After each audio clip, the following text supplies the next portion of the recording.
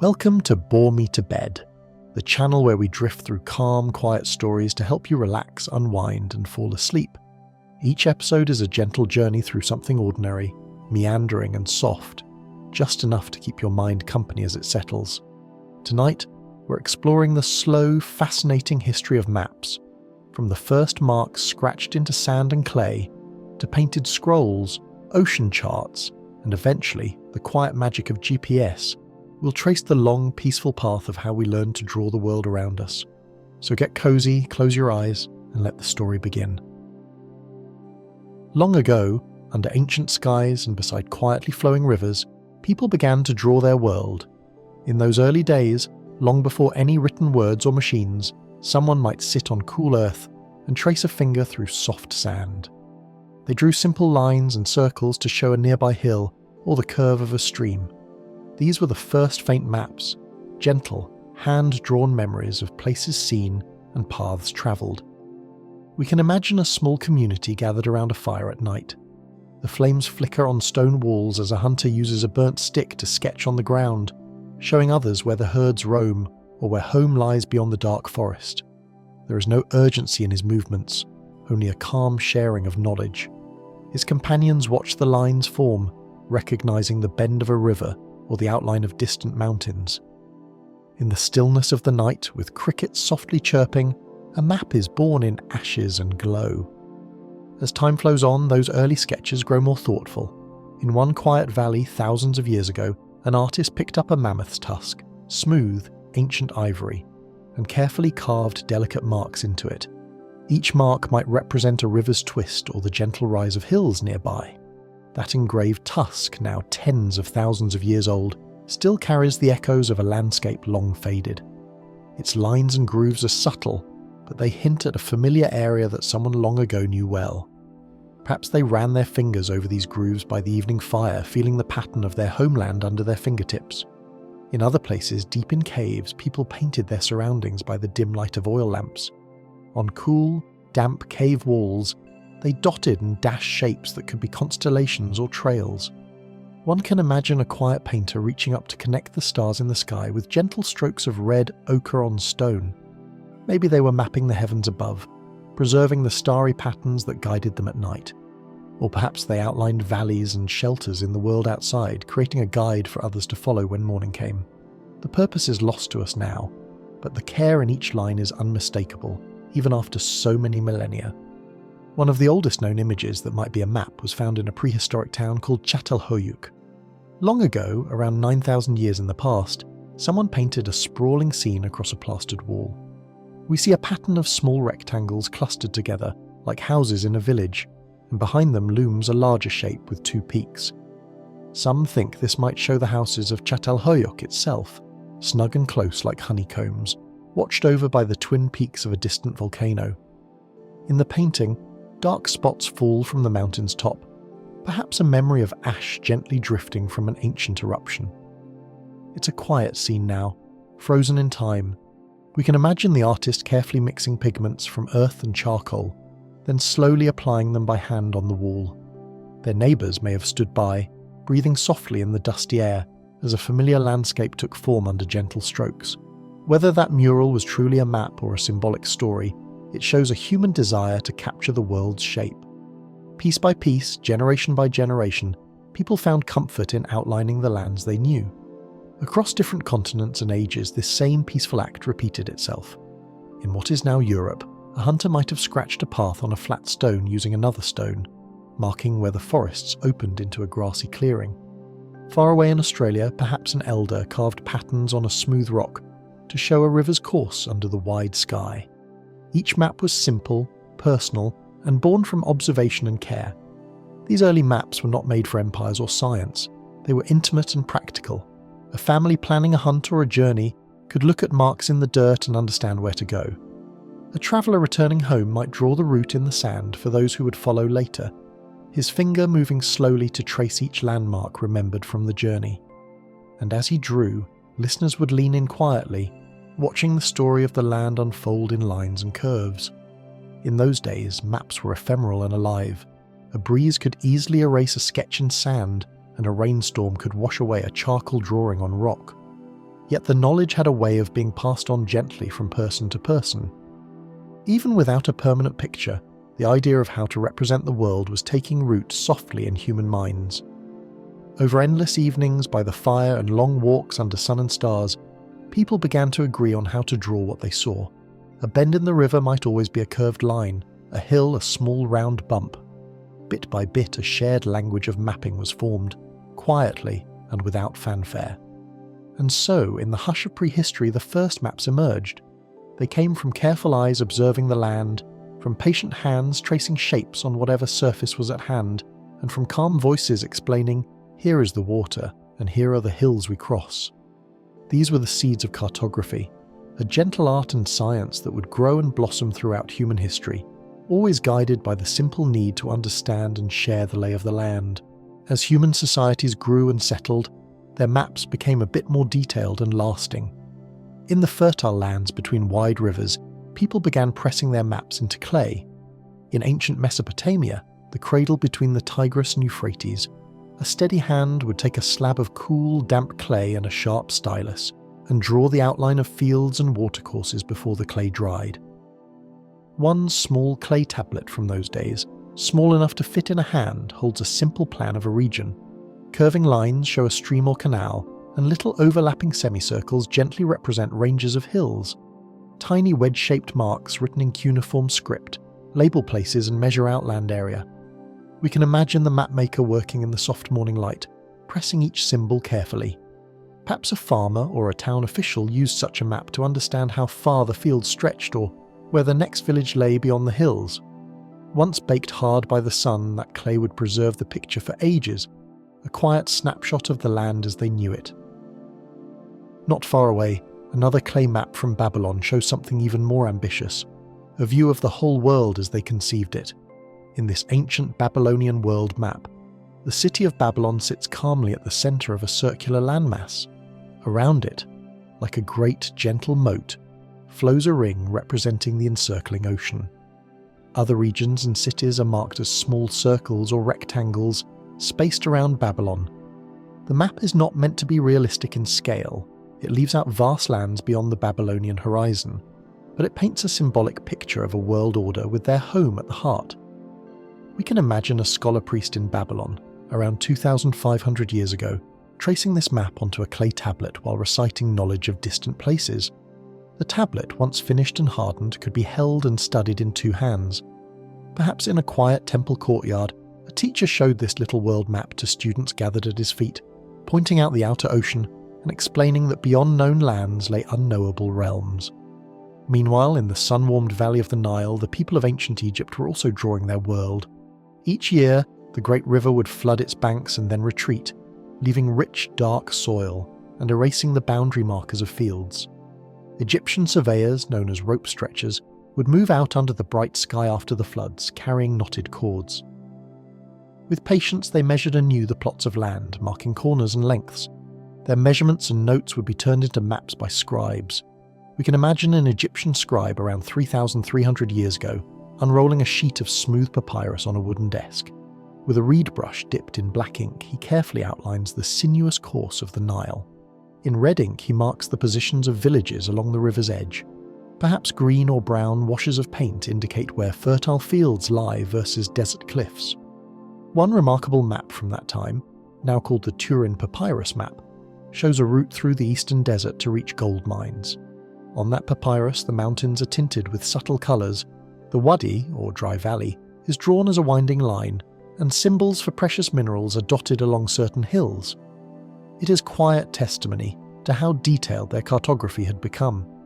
We can almost see the expedition leader holding this papyrus map, feeling its textured fibres under his fingers as he plans a journey from the Nile into the empty desert. The map would guide him gently past landmarks drawn in ink, toward the places where gold glinted in the rocks under the warm sun. Across the ancient world, many cultures were crafting maps in their own ways. In the Indus Valley and later in India, early maps likely existed on fragile materials that did not survive, but references in texts hint at their presence. Traders and travellers in ancient India probably sketched routes between cities and rivers using palm leaves or cloth, explaining distances in days of travel. Their maps may not have lasted for us to find, but the knowledge flowed down generations in written records and lore, describing a land of plains, mountains, and monsoon rains in a subtle, practical geography. Far to the east, in ancient China, map-making quietly blossomed as well. Instead of clay or papyrus, the medium was often silk, a smooth, elegant fabric that welcomed fine brushstrokes. We imagine a Chinese court official of 2,000 years ago spreading out a silk scroll on a table. With calm concentration, he dips a brush in dark ink and draws the courses of rivers and the lines of roadways. Hills are shown with little rounded forms or clusters of lines, and tiny symbols mark towns and gates. Some of the oldest surviving Chinese maps found folded in the tomb of a Han Dynasty noble still display these delicate strokes on silk. They show the realms of that time with surprising accuracy, rivers correctly branching and converging, mountains ranged in order, and text labels neatly placed alongside. In those maps, interestingly, the top of the map often pointed south rather than north. Perhaps the mapmaker sat facing south as was customary in the emperor's court, envisioning the world oriented in that direction. But regardless of orientation, the purpose was clear: to provide a reliable guide through the landscape.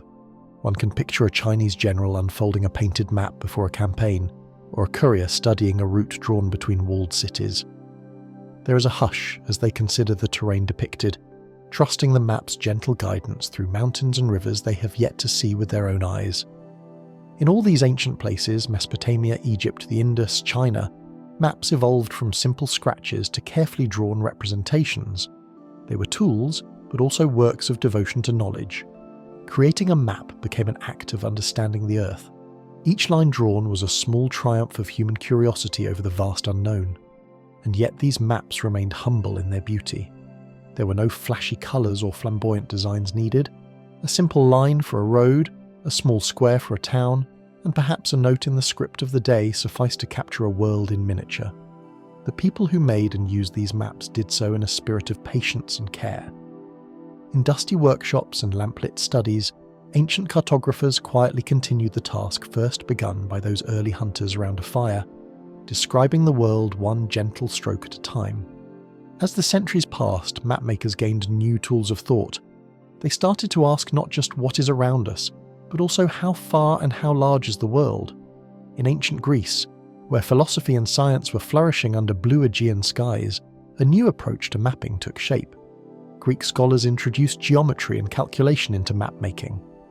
Imagine a learned man like Anaximander or Hecataeus in the 6th century BCE drawing a map of the known world on a broad tablet.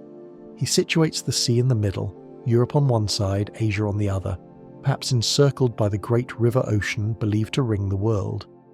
It is a bold attempt to depict all lands from the sunrise to the sunset. The lines are still based on travellers' tales more than precise measurement, but there is a sense of breadth and wonder. The map is a speculation, a sketch of the entire Earth as they imagined it, and it likely filled those who saw it with a quiet awe. Soon after, Greek thinkers discovered that the world was not flat and endless, but round like a sphere. This idea came softly at first, from noticing how ships disappeared hull first over the horizon, or how the Earth's shadow on the moon during an eclipse was curved. One can picture the scholar Eratosthenes in the warm Egyptian city of Alexandria, around 240 BCE. At noon, on the longest day of the year, he observed the sun shining straight down a well in one city, yet casting a slight shadow from a pole in another city far to the north. From this simple, thoughtful observation, Eratosthenes calculated the circumference of the Earth with remarkable accuracy. He then took a reed pen and ink, and on a large sheet of papyrus he drew a grid of lines, imagined lines that wrapped around the globe, horizontal lines for latitude and vertical lines for longitude. With these he plotted known places by coordinates, as if each city and mountain could be located by numbers. His world map, though lost to time, was said to show the inhabited lands with an unprecedented sense of scale. It was a gentle revolution in mapping. The world could be measured and depicted systematically, not just artistically. Building on such knowledge, other Greeks and later the Romans continued to map their expanding world. A traveller in the Roman era might carry a rolled parchment with a route drawn across it, a guide from one town to the next along the empire's roads. The Romans were practical map users. They set up stone milestones by roads and created itineraries that listed distances between waypoints. In a Roman official study, one might have seen a long map like the famous Peutinger Table in its day, which showed a ribbon of roads linking city after city across Europe, North Africa and Asia, all compressed as if one were looking at a drawn-out scroll of the empire's highways. The details of coastlines and mountains were less important there than the roads and stops, making it a functional travel chart. By candlelight, perhaps a Roman courier traced his route on such a map, the flicker reflecting in his eyes as he visualized the journey from one fort to the next. Yet the spirit of curiosity remained too. In the 2nd century of our era, a learned man named Claudius Ptolemy sat in Alexandria, that great city of libraries, and compiled all the geographic knowledge he could find.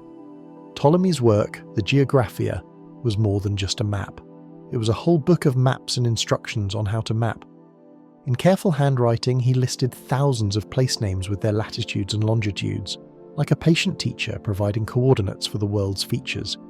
He described methods to project the round Earth onto flat paper, devising ways to draw the curved surface as a map, while keeping directions and shapes as true as possible. Ptolemy likely drew a world map himself, showing the old world from the Atlantic to China, and from the northern lands to deep Africa. To do this around 150 CE, without modern tools, was an extraordinary feat of quiet reasoning and gathering of reports from far travellers. His map had errors. For instance, he believed the Earth's size was smaller than it truly is, but it stood as a high point of ancient cartography. We can imagine Ptolemy poring over scrolls and sailors' logs, then looking up at the gentle lamplight in his study as he plots a new point on his map grid, perhaps the mouth of a river or the location of a spice port beyond the Indian Ocean. Each addition is done slowly, with a steady hand, like placing another puzzle piece to complete the picture of the world. By the end of the classical age, maps had become an accepted part of learned life. In the marketplaces of Rome or Athens, one might even find little maps sold to curious minds or to navigators setting out on the Mediterranean. These maps, hand-copied on parchment, carried the knowledge of many lifetimes of exploration and observation. From the earthen paints on cave walls to the calculated grids of Ptolemy, humanity's mapping journey had come a long way. And yet in each map, ancient or classical, there was still that quiet desire to hold the vast earth in one's hands, to trace a path in the comfort of home before walking it under open skies. Each map was a whisper of reassurance, a promise that the world, for all its great expanse, could be known, drawn, and gently shared. As the classical era gave way to the medieval, the torch of map-making was carried on in different parts of the world with varying styles. In Europe, after the fall of the Roman Empire, much of the old geographical knowledge slumbered in monasteries and libraries. During these quieter centuries, European maps became less about precise measurement and more about illustrating a world view. Many maps drawn by monks on parchment were called mappa mundi, maps of the world meant to educate or inspire rather than guide travellers. Imagine a monk in a dim scriptorium around the 12th century, a quill in hand, slowly drawing a large circle on a page to represent the Earth. Inside, he sketches the 3 known continents separated by slender waterways: Europe, Asia, and Africa. At the circle's centre, he places Jerusalem, the holy city, as was the custom. East is at the top of the map, pointing to the sunrise and the Garden of Eden, which some maps lovingly depicted at the farthest east. The monk decorates the margins with tiny illustrations, maybe a sea serpent curled in an ocean corner, or the winds personified as calm faces blowing from each direction. These maps were often more like storybooks. Here was the Red Sea painted red, there the mountains of a far land drawn as brown humps. They provided a gentle visual guide to a spiritual and historical understanding of the world. One could imagine novices gathering around as the monk explained each part of the map in a soft, echoing voice in the candlelit hall, telling of biblical lands and classical legends. Accuracy was not the aim. Instead, it was a kind of contemplative mapping that fit a quieter age. But elsewhere, mapmaking was advancing in more practical ways. In the Islamic world, scholars preserved and greatly expanded the geographic knowledge of earlier times. In Baghdad, Cairo, and Cordoba, learned geographers studied ancient works like Ptolemy's and then updated them with new information from travellers and explorers. The Caliph al-Ma'mun in the 9th century sponsored a team of astronomers and geographers who remeasured the size of the Earth by careful observations under the clear desert sky. These scientists took their instruments out to the flat plains, watching the stars and using lengths of rope or strides of camels to measure distance on the ground between 2 points of known latitude. From their calm, repetitive measurements, they deduced an Earth circumference that was impressively close to modern figures. Such quiet experiments were significant.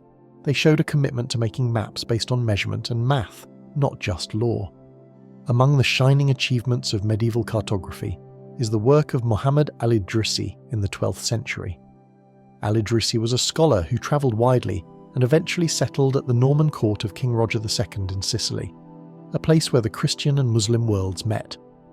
There, in the palace gardens where the scent of citrus and the sound of fountains might soothe the senses, Al-Idrisi set about compiling a great map of the known world. Over many years, he gathered reports from merchants and captains, compared coordinates and distances, and drew a world map that was unparalleled in detail for its time. Legend has it that he presented the map to the king as a large disc crafted of solid silver, about the size of a grown man's outstretched arms. On this silver map, and in the accompanying book he wrote, one could trace the Iberian Peninsula, the sweep of the North African coast, the long rivers of the Slavic lands, the Arabian Peninsula and the expanse of the Indian Ocean, all with annotated notes about climate, people and goods. Al-Idrisi's map had south at the top, so it might look upside down to our eyes, but it was richly informed. We can picture Al-Idrisi, an older man in a robe, carefully etching or drawing, piece by piece, the outlines of continents onto plaster or parchment for transfer to the final metal disc. Perhaps he did so in a cool, tiled chamber on a quiet afternoon, the only sounds being the scratch of his pen and the distant trickle of water. His finished atlas, called by a name meaning the pleasure of him who longs to travel through the lands, became a treasured reference. For generations, scholars in the Middle East and Mediterranean would consult Al-Idrisi's work, copying his maps and enjoying the wealth of information he included. It stood as a calm beacon of knowledge through an age often thought dark in some parts of Europe, reminding us that curiosity and precision never truly died out. In China too, the art of mapping continued to flourish through the medieval era. By the Tang and Song dynasties, around the 7th through 13th centuries, Chinese cartographers were creating large, detailed maps both on paper and carved into stone steles for permanence. They improved techniques like using grids for reference and a consistent scale so that distances on the map corresponded to reality. One famous map, engraved in stone in the 12th century, showed the empire's rivers, canals and mountains with hundreds of place names, all meticulously chiselled. We can imagine a team of scholars and craftsmen preparing this, first drawing it out with ink on silk, then transferring it to the hard, grey stone with hammer and chisel taps echoing in a courtyard.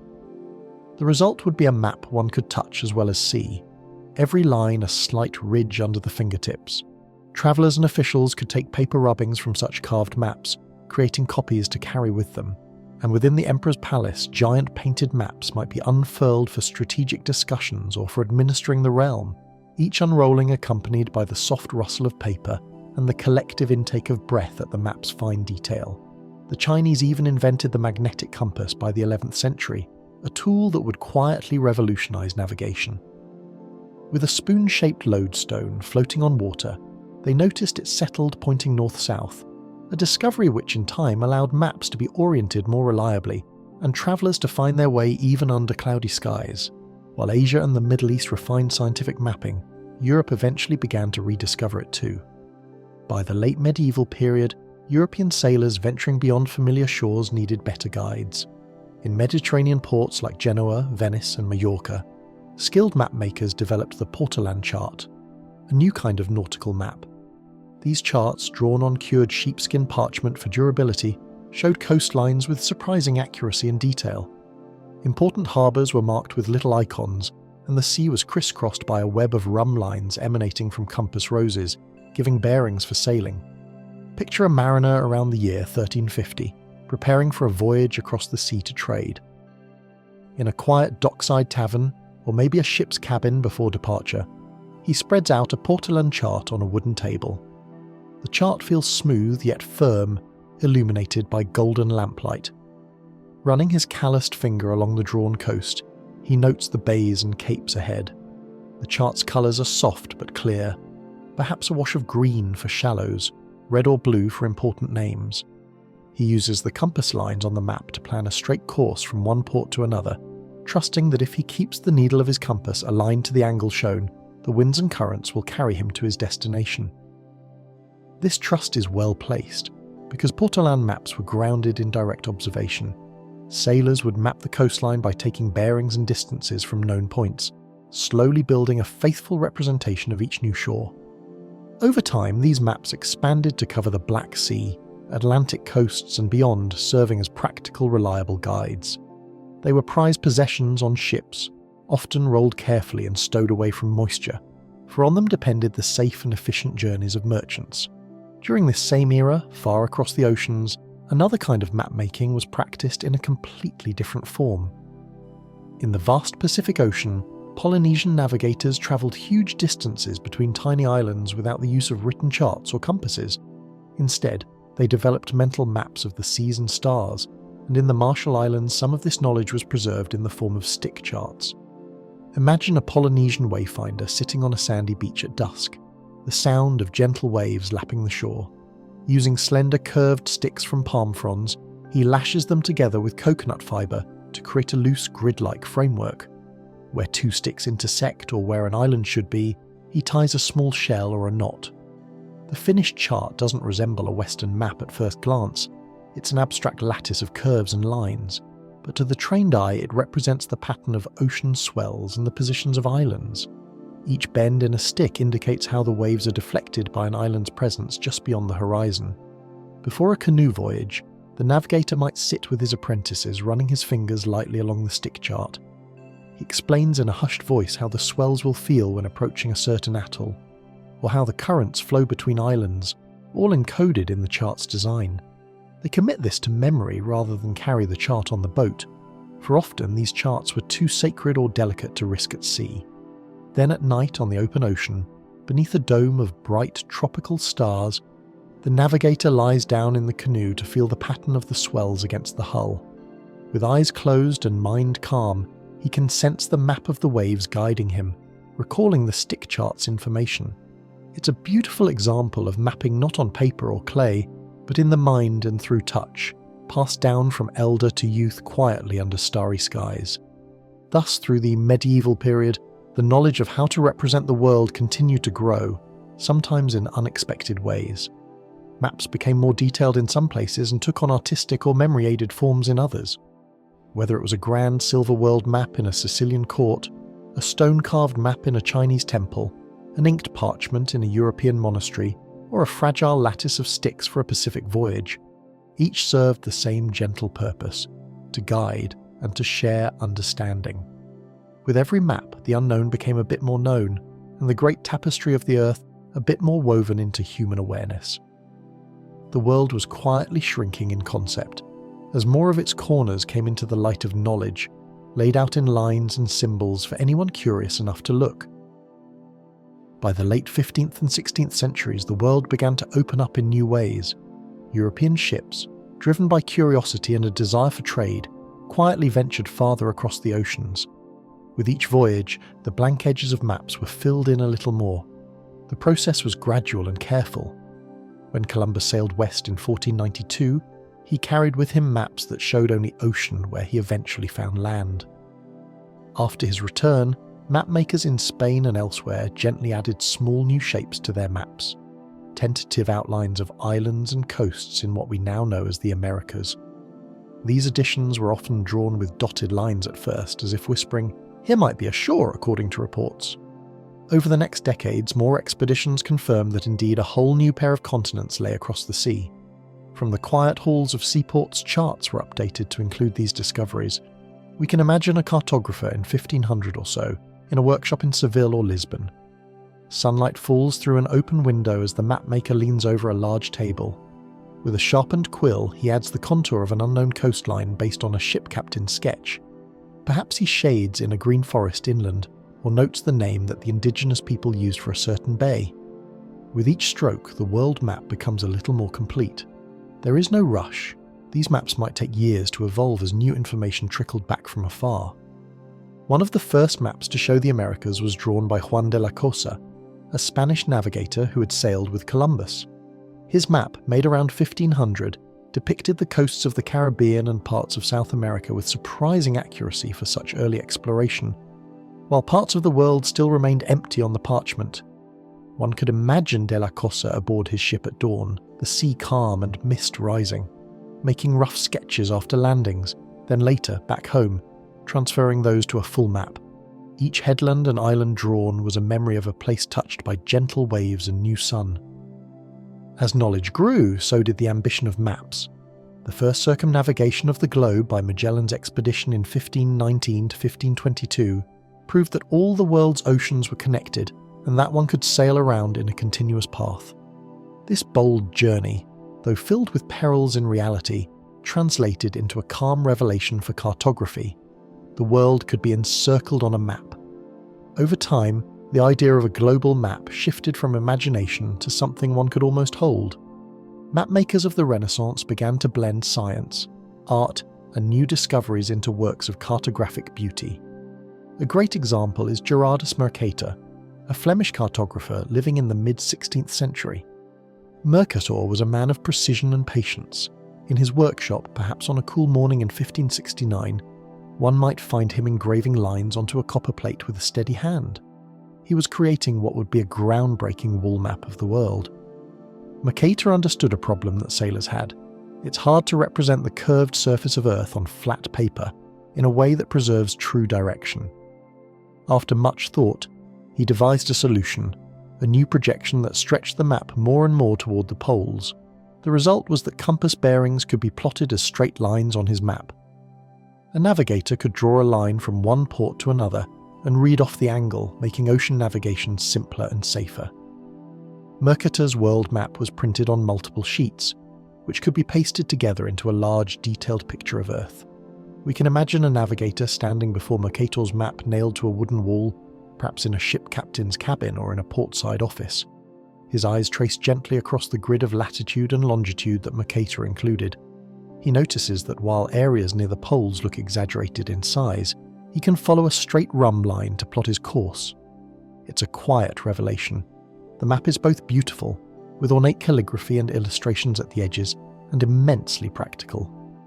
Though Mercator's projection did distort Greenland and Antarctica into sprawling shapes, the sailors did not mind. They cared that the angles were correct, and the map calmly delivered that. Mercator did not stop at that one map. In the years following, he also began compiling a collection of maps of the various regions of the world, bound together in a volume. He titled it an atlas, invoking the image of the Titan Atlas supporting the globe, a poetic name that has stayed with us for map collections ever since. Other cartographers followed suit. In Amsterdam and Paris, fine publishers printed atlases full of splendid maps, each page a careful engraving that could be hand-coloured. These were the golden age of map-making in Europe. Picture an Amsterdam workshop around 1650, plates of copper being inked and pressed onto sheets by a large wooden printing press that creaks softly with each pull. The printed maps are hung up to dry, their ink scent mixing with the smell of paper. Once dry, artisans apply watercolour paints to outline coasts, or fill in kingdoms with gentle pastels, a pale pink for one country, light yellow for another. The finished atlas might sit in a scholar's library or a merchant's parlour, to be perused in the evening lamplight, each map offering a serene journey through faraway lands from the comfort of an armchair. Globes too made a quiet entrance as tools and ornaments. Early globes were crafted by gluing map gauze, shaped strips of printed map, onto a wooden or papier-mâché sphere. In a shop in Nuremberg in 1492, Martin Behaim constructed one of the first known terrestrial globes. He painted it by hand, showing Europe, Africa and Asia, based on the knowledge of the time, with blank ocean where the Americas would soon be confirmed. One can imagine him turning the smooth sphere slowly on its stand, a brush in hand, carefully lettering the names of exotic places. Owning a globe became a mark of learned interest, a thing of quiet contemplation. A person could run their hand over its lacquered surface, feeling the slight ridges where map segments met, and marvel at the idea of Earth as a finite ball. The globe could be spun gently, coming to rest under a guiding hand, its continents sweeping by like clouds. Unlike a flat map, a globe had no edges. A traveller could continue in one direction indefinitely. This tactile experience surely brought a sense of wonder and peace to those who studied it by firelight on a winter's night. While Europe was charting new coastlines across the oceans, other parts of the world were also refining their maps, often integrating the new geographic knowledge with their own. In Istanbul, the Ottoman Admiral Piri Reis drew a remarkable world map in 1513 that included the recently discovered Americas alongside the Old World, stitched together from sailors' charts and perhaps even stories heard in port taverns. Though only a fragment of his map survives, we see on it the clear outlines of places like Florida and South America, annotated in Ottoman script. It serves as a reminder that knowledge of the world was spreading widely, carried on the same winds that blew ships from one harbour to another. In China, by the early 17th century, European Jesuit scholars like Matteo Ricci worked with Chinese scholars to create world maps that combined European discoveries with Asian cartographic traditions. These maps, drawn on large silk or paper scrolls, were stunning fusions of style. They showed China properly in the centre, yet also depicted New World continents to the east and west. They were often accompanied by text explaining the round Earth and the different peoples across the seas, inviting readers to a broader perspective. A scholar in Beijing might have unrolled such a map in a courtyard, tracing the new shapes of distant continents with a mixture of curiosity and calm acceptance, integrating this information into the rich tapestry of knowledge.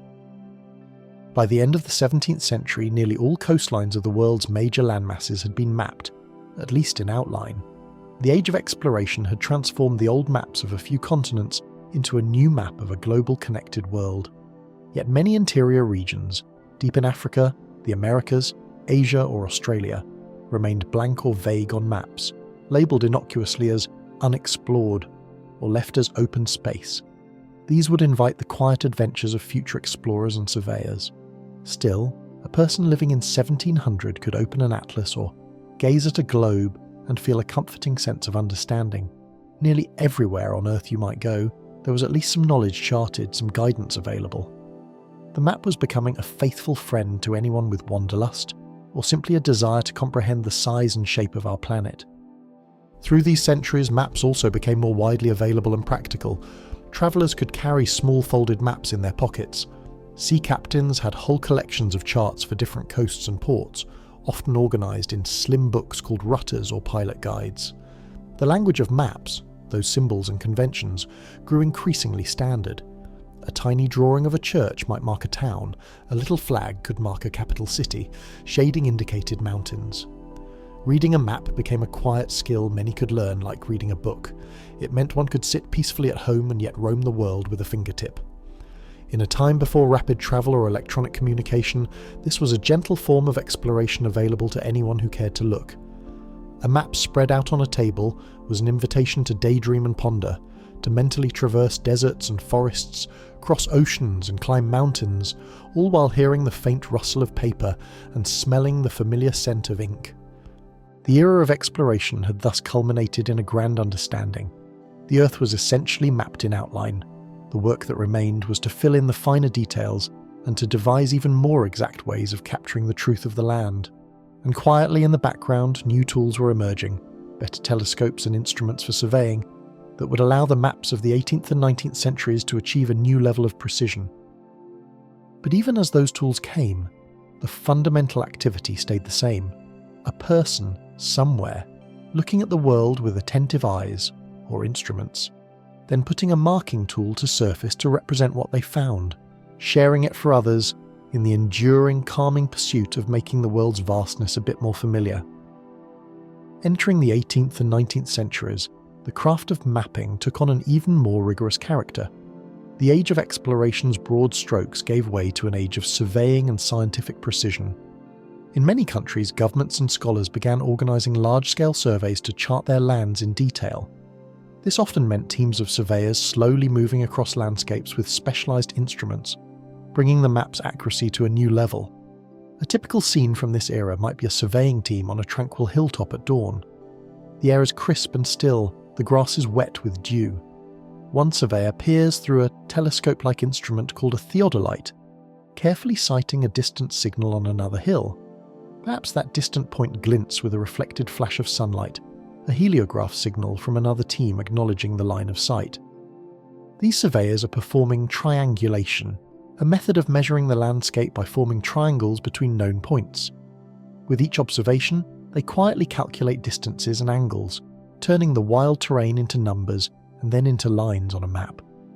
When the day's work is done, they retire to a canvas tent, lantern light flickering on their notes, and gently plot the day's measurements onto paper, connecting one hill to another with pencil lines that represent the network of triangles spanning the land.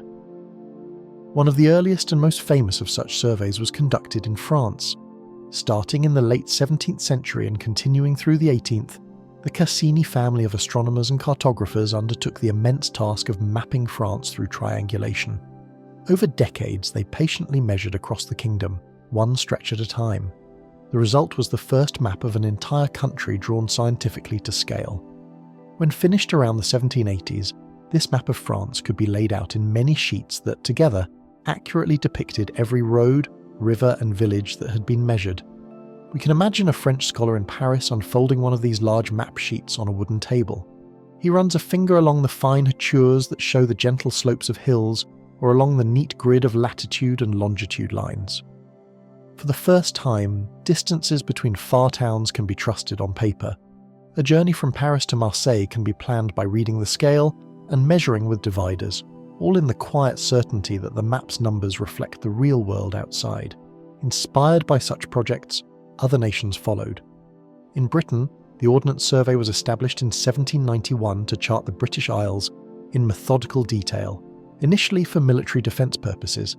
Surveyors in woolen coats braved wind and rain on lonely moors and mountain tops, lugging brass theodolites and heavy measuring chains. With each cleared line of sight, they hammered marker poles into the ground to create a permanent reference point. These markers, often simple trig pillars or buried stones, became the skeleton of an accurate map. By the mid-19th century, Britain had one of the most detailed national maps in the world. Every gentle hill contour, every stream and hamlet was captured on paper with an almost tender fidelity. Villagers could buy small local map sheets and see their entire countryside laid out. The patchwork of fields, the curve of the lane by the oak tree, the spire of the church, all drawn to scale as if viewed from a peaceful hot air balloon. Indeed, the idea of seeing the land from above was becoming more conceivable. The 19th century brought new technologies that quietly revolutionized map-making. The hot air balloon, invented in the late 18th century, allowed humans to float above their surroundings for the first time. Early balloonists marveled at how orderly fields and towns looked from high up, and some took the opportunity to sketch maps from that lofty perspective. On a calm afternoon, a balloon might drift over a city like Paris, with an observer in the basket sketching the pattern of streets and gardens below, the Seine winding like a ribbon. These aerial observations were a hint of the future, when maps would routinely be made from a bird's-eye view, but even then it was done in a slow, reflective manner. The balloon sails quietly, the world below appears small and knowable, and the cartographer in the sky draws with wonder. Another breakthrough came with timekeeping. For centuries, determining one's exact east-west position, longitude, was a major puzzle for explorers and mapmakers. In the 18th century, the invention of accurate seagoing clocks, chronometers, finally solved this. Picture a naval officer on a gently rocking ship around 1770, in the middle of a calm ocean under a canopy of stars. In his cabin, a small clock ticks steadily, keeping the precise time of his home port. On deck at night, the officer sights the moon, or a star with his sextant, measuring its angle above the horizon. By comparing the local time, gauged by the star's position, with the time on his chronometer, he can calculate his longitude. The realization is comforting. He now knows exactly where he is on the map that he carries. The map itself, perhaps a beautifully drafted chart of the Pacific, suddenly becomes far more useful when one can pinpoint a location not just by dead reckoning but by mathematics and a trusty timepiece. The calm tick-tock of that clock resonates with the gentle lapping of waves, both sounds marking the steady progress of exploration. With longitude solved, entire oceanic crossings could be mapped with new precision. Islands could be correctly placed on charts, making them easier to find again, their lonely shores now marked with confidence among the blue expanses. Throughout the 19th century, expeditions set out to fill in the remaining blank spaces on maps. Many were driven by scientific curiosity as much as by empire. Explorers trekked through the heart of Africa, navigated the great rivers of North America and Asia, and crossed Australia's deserts. They often travelled with local guides, on foot or by mule, making measurements as they went. One can imagine an explorer and his small team at sunset, setting up camp by a riverside that had never before been recorded on a map. While the others tend to a quiet campfire and dinner, the explorer sits on a log with his journal open, sketching that day's path.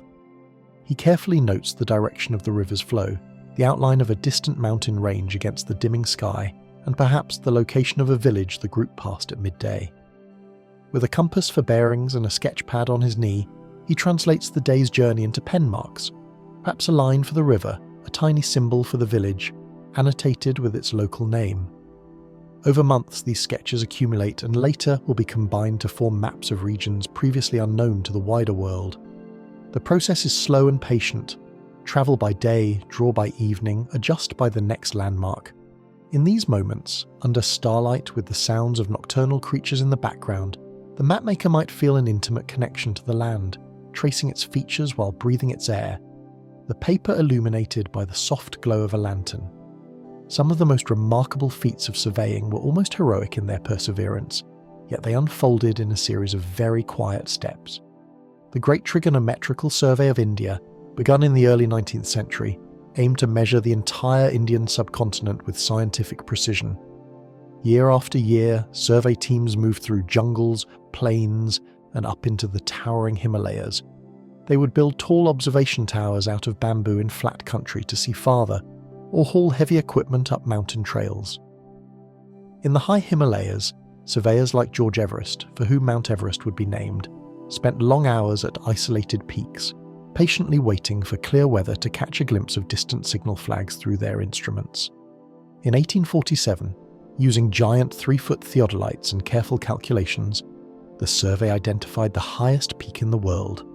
It was noted simply as Peak 15 initially, measured at over 29,000 feet. Only later would it be renamed Everest.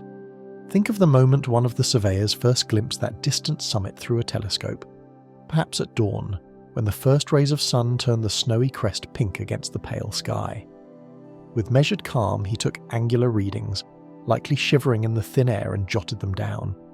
There was no fanfare, just a sense of quiet accomplishment when the calculations later revealed that this peak was the tallest known.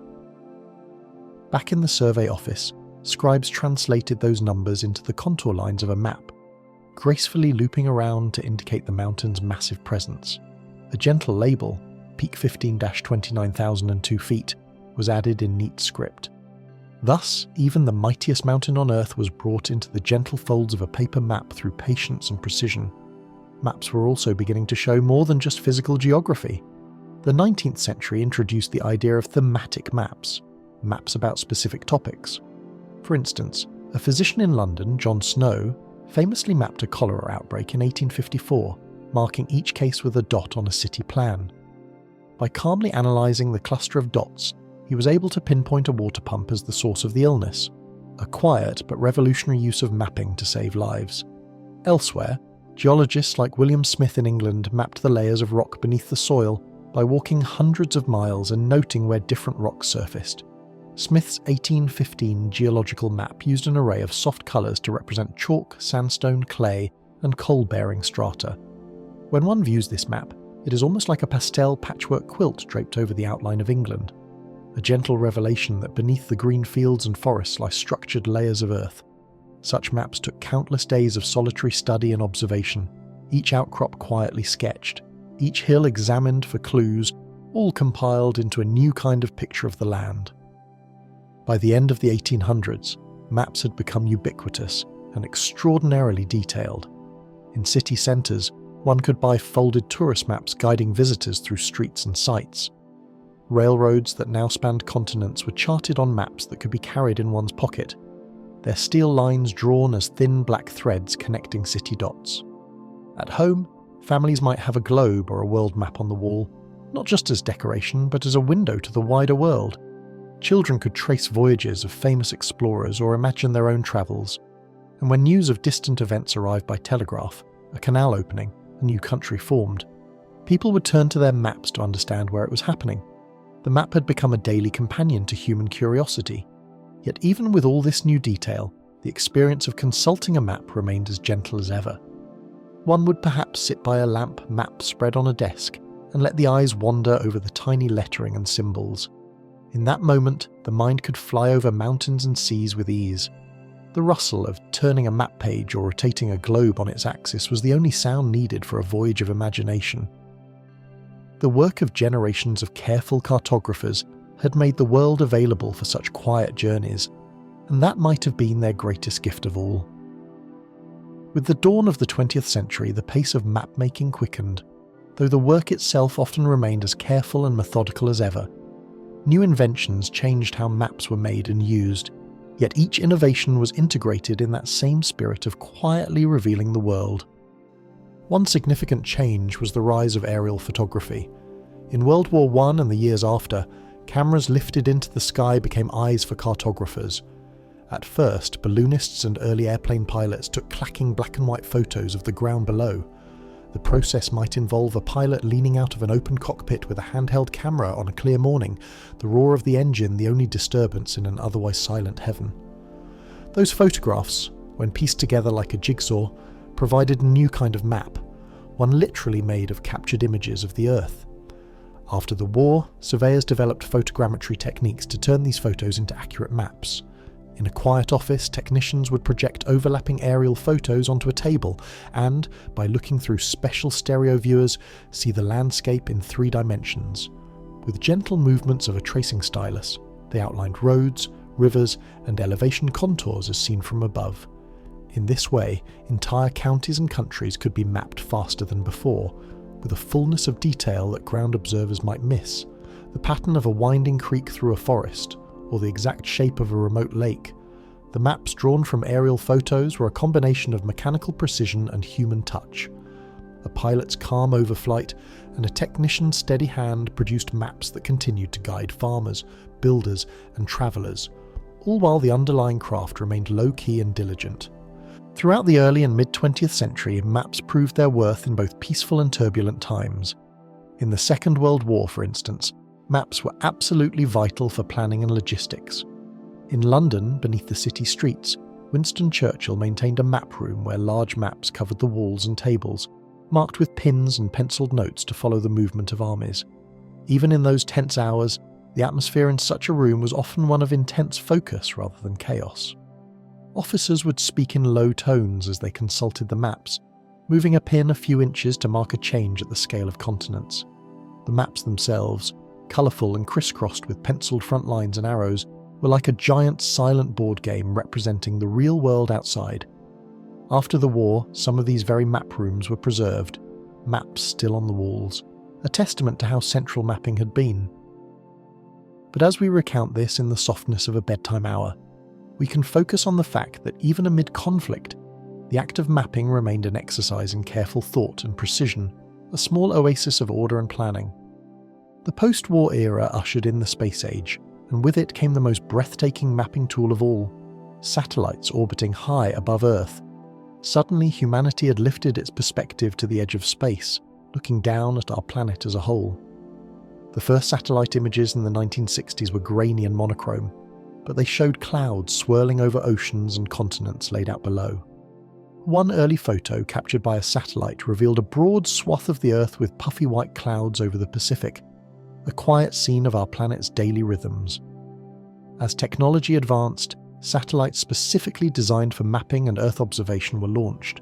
The Landsat program, beginning in 1972, continuously sent back clear, gentle images of Earth's surface, revealing details of forests, deserts, farmlands, and cities. For a cartographer sitting at a computer console in the 1970s, a new environment compared to the old drafting table, this was akin to magic. In a quiet, darkened room, he could look at a screen showing a patch of Earth thousands of miles away, a scene from space that very week. Slowly, He could trace new rivers formed by floods or new roads built through jungles, changes that once would have taken much longer to discover. The satellite passes overhead with a barely perceptible whisper of radio signals, and in that moment, a wealth of data cascades down. Later, that data is transformed into a map, perhaps a false-colour image where healthy vegetation glows in soft green and water appears in calm blue, or a topographic map of Antarctica drawn from radar imaging through clouds. The Earth is being mapped in real time now, under the silent vigilance of machines in orbit. Yet, as incredible as this is, the result still comes into a cartographer's hands who gently integrates it into the continuous story of mapping. One of the profound moments of the space age was when humans themselves went to orbit and looked back with their own eyes. Astronauts aboard the Apollo missions in the late 1960s took photographs of the entire Earth floating in the blackness of space. The famous blue marble photo of 1972 showing our planet fully illuminated is perhaps the ultimate map, a true picture of the whole world in one frame. Many who saw it felt a deep calm and unity. The Earth looked like a small, beautiful sphere without borders, mostly ocean blue, with swirls of white clouds and patches of brown and green land. It was as if all the lines drawn on maps over centuries had fallen away, and we were reminded that mapping is an approximation of this radiant reality. In the quiet of the night, imagining that view can be comforting, our big world made small and knowable, hanging peacefully in space. Even the most inaccessible parts of our planet, the deep ocean floors, did not escape the cartographer's gentle reach. For centuries, the vast seabed was a blank unknown on maps, labelled only with soundings here and there where a plumb line had touched bottom. But in the mid-20th century, scientists and cartographers began using sonar to see beneath the waves. Ships crisscrossed the oceans, sending out sound pulses and listening for their echo from the depths. In laboratories, people like Marie Tharp took those endless columns of numbers, depths measured along transects of the sea, and slowly, methodically turned them into a coherent map. Picture Marie Tharp in the 1950s, sitting at a large drafting table in a quiet room at Columbia University. Around her are stacks of ship records and echo-sounding profiles. With a pencil, she plots depth points along paper cross-sections, revealing the rise of a submarine mountain or the plunge of a trench. As she connects the points, a profile of the ocean floor emerges like a gentle wave across her paper. In time, she and her colleagues stitched together these profiles to create the first comprehensive map of the Atlantic Ocean floor. It was a revelation, a great mid-ocean ridge snaking down the Atlantic like a hidden backbone, with a valley at its crest. When that map was painted in shades of blue and green, it showed for the first time the mountains, valleys and plains that lie beneath the sea, features as grand as those on dry land, yet previously unseen. The process was careful and contemplative, hundreds of thousands of soundings transcribed by hand, each small piece adding to the larger picture. When the final map was published, it was both scientific and beautiful, a true reflection of terrains that no human eye had directly observed, made visible through patience and ingenuity. Now, looking at a world map, one can see the sweep of the mid-ocean ridges and the trenches near continents, and remember that these silent depths too have been charted with a gentle human touch. Meanwhile on Earth, map-making was also undergoing a quiet revolution in how maps were drawn and shared. The advent of computers meant that the painstaking work of drafting maps on paper could gradually move to digital form. By the late 20th century, Geographic Information System (GIS) software allowed cartographers to layer information and produce maps on a screen, zooming in and out smoothly. If a change occurred, a new road, a renamed city, it could be updated in a database and reflected on the map almost instantly, rather than waiting for the next engraving or print run. The maps themselves started to look cleaner and were easier to update, but the aim remained the same, to depict our surroundings clearly and helpfully. Many cartographers embraced these new tools in quiet offices, the clicking of a mouse replacing the scratch of a pen, but their eyes and minds still engaged in the same thoughtful process of generalizing and symbolizing the terrain. A subtle color palette might be chosen to represent elevation, shading the mountains in soft gradations of brown or green. Rivers might be drawn in a calm blue and made to gently taper as they reach their sources. The artistry of map design continued, now aided by digital precision. One could imagine a cartographer at dusk sipping tea at their desk, adjusting the curve of a coastline with a few keystrokes, ensuring it matches the latest satellite data, and feeling a similar contentment to that of a scribe illuminating a manuscript map centuries ago. Of all the innovations, one that truly transformed everyday life was the global positioning system, known simply as GPS. Conceived in the late 20th century and developed through the 1970s and 1980s, GPS brought the power of maps and navigation directly to anyone under the open sky. The concept was elegant and almost poetic. A set of man-made stars, satellites, orbiting the Earth, constantly singing out radio signals with the time. On the ground, a small receiver listens to those signals. By noting the tiny differences in arrival time from several satellites, it can figure out how far it is from each of them. Then, like a celestial triangulation, it computes its own position on Earth's surface with remarkable accuracy. All this happens quietly and invisibly at the speed of light. In practice, it means that you can hold a device in your hand. Today, something as common as a smartphone, and it will tell you where you are on the globe, often within a few feet. Think of how wondrous that truly is. You could be walking on a foggy moor or driving on an unfamiliar country road at night, and a gentle voice or a simple dot on a screen guides you, saying, "This is where you are, and here is the path to your destination." That guidance comes from space, from a network of satellites you cannot see or hear, working tirelessly every moment of the day. In the early days of GPS, one might have a dedicated receiver, perhaps carried in a hiking backpack. Under a wide blue sky or on a mountain trail, you'd turn it on and wait a bit, as it locked onto signals from at least 4 satellites above. There's a brief silence as the device calculates, then a calm confirmation as coordinates appear. Pair that with an electronic map, and suddenly the little blinking arrow shows your exact spot. No more uncertainty at a fork in the path. The map now moves with you. With time, this technology became more refined and widespread. By the 2000s, cars often had quiet GPS devices stuck to the windshield, giving turn-by-turn directions in a soothing electronic voice. Travellers in strange cities could wander without fear of truly getting lost. Their phone could always guide them back to the hotel or to a subway station. We integrated GPS so seamlessly that we hardly marvel at it anymore. But perhaps late at night we might reflect on how it works and be gently awed. Above us, at this very moment, dozens of silent metal guardians circle the Earth, each broadcasting its precise time and position. When we need to find our way, our devices reach out to them, like listening for the reassuring tick of several clocks in the sky, and from that chorus they discern our place on this Earth. It's a beautiful dance of technology and nature, entirely real yet almost mystical in its calm operation.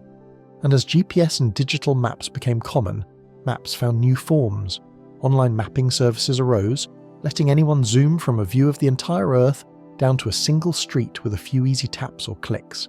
If one thinks about it, it's like having the powers of a medieval cartographer wizard at your fingertips, conjuring a map of any place instantly. But in day-to-day experience, it feels utterly normal. You wake up in a distant town, wonder where to get breakfast, and within seconds your phone quietly displays a map with nearby cafes. The blue dot of your location pulses gently, and as you walk it glides along the map following your progress. A soft voice might even say, "Turn left at the next corner," acting as a reassuring guide. These conveniences are the culmination of all those ages of mapping stacked together. The knowledge gleaned from ancient travellers, the careful surveys of land and sky, the ingenuity of projections and symbols, and the high-tech marvel of satellites, all distilled into a simple, calm experience for a user today. Now, in the present moment, as we lie in the comfort of our homes, nearly every part of our world has been mapped, yet mapping continues, ever refining. When new buildings rise or shorelines shift due to nature's gentle or not-so-gentle hand, maps adjust to reflect it. We are even mapping beyond our world, sending orbiters to Mars and other planets, charting their craters and plains with the same patient methods we used on Earth's own moon and mountains. So the story of maps is not ending, it's just moved outward and into the digital realm. But at its heart, it remains what it always was, a quiet endeavour to understand and share the lay of the land. Looking back across this long history, from that ancient person drawing a simple line in the sand to the sophisticated GPS in our pocket, We see an unbroken thread of curiosity and care. It's a testament to the human desire to feel at home in the world by knowing it better. Maps have been our companions in this journey. They started as humble sketches by firelight and became beautiful parchment artworks in royal courts, indispensable navigation charts on the high seas, precise survey plans spread on engineers' desks, and now interactive guides that speak from our devices. But deep down, all maps tell a story. Here is where things are, here is how you might go from one place to another.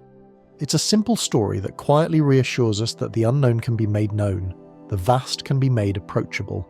So as we prepare to rest, we can imagine the world spread out like a gentle map in our mind. Perhaps we envision that we are floating high above, like a bird or a silent satellite, looking down at the peaceful contours of continents in the night.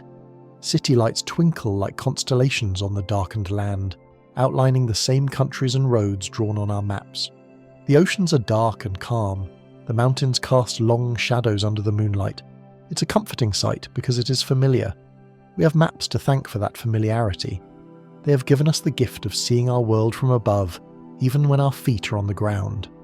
And with that sense of understanding, we find it easier to relax, feeling cradled by the knowledge of where we are and what lies around us.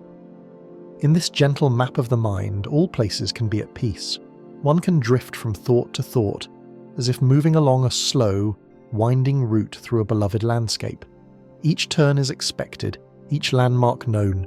The journey has no rush, it's enough to know the path exists. In that spirit, we close our exploration of the history of maps, a long tale told in quiet tones. From ancient campfires to the stars above, maps have guided us, taught us, and comforted us. They are, in a way, our collective bedtime story about the world, drawn in lines and symbols whispered across generations. Now, with the world so well mapped and the night deepening, we can let that story fade softly, secure in the knowledge that when we wake, the maps will be there, ready to guide us once again through the new day. And so our journey through the long, quiet history of maps comes to an end. From ancient carvings and starlit sketches to glowing screens that guide us gently home, we've wandered through time, tracing the lines people have drawn to understand the world and their place in it. If sleep hasn't already carried you away, let your thoughts drift now like a boat on calm water, knowing the world has been carefully charted beneath you, one peaceful detail at a time. Thank you for listening. Good night.